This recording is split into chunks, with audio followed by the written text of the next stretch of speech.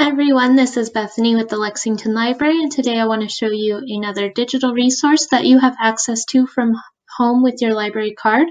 This database is called Novelist Plus. It's a great reader's advisory tool, so if you've just finished a book and you're not sure what to read next, I really recommend this database to help you find the next book to read. So to get here, you can access it from the eBooks and Digital Resources page from the library website, which is part of the Davidson County website. Looks like this. Just scroll down to the section on Reader's Advisory and click the link for Novelist Plus. You will need to put in your library, which would just be Davidson County, and your library card and PIN number to access it. If you need help with your credentials, just contact us at the library. And this is what the database looks like. So they have curated lists based on age, fiction, nonfiction, and genre. And then under each of these genres, they also have subgenres that get even more specific. So you can click on things like mysteries and see all the different types, including classic mysteries, crafty crimes, all of these different options. And they will have specially curated lists to match those themes. You can also search by appeal, which I really love.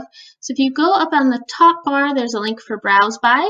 Go to Appeal, and this will let you search for a book that fits the mood that you are in. And so as I pull that up, it will look like this. You can select different categories. They have character, pace, storyline, tone, writing style, and then you can select adjectives to match the mood you're in. So let's say I want a book with characters that are likable and a pace that is fast-paced and a tone that is creepy. I can put in all those different appeals. It will mix them together. Just click on Find Titles, and Novelist will come up with a curated list that kind of fits that mood that you're in. So those show up along here, all their covers, and you can hover over them for some details and just click on it to get even more information about that book. You can also search for a new book based on something you've read recently. So say you are looking for books similar to Where the Crawdads Sing. You've just read that and you really enjoyed it. You'll just type in Where the Crawdads Sing in the search bar. You can change this to title to be even more specific and click Search. And it will pull up a list of results. So here's Where the Crawdads Sing, and you'll notice there's a link to Goodreads, which is great. You can read reviews of a book if you haven't read it yet. There's also a link for title read-alikes and author read-alikes. So if you pull up the title read-alikes, it will provide a curated list of books that are similar to this book that you've read that you like, and it will tell you why they've suggested them. You can also give them a thumbs up or a thumbs down to take them off of your list, and you can print that list out and bring it to the library to select your next book.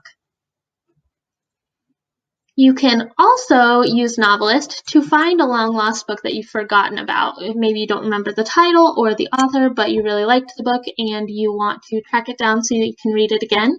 You can just search by keywords.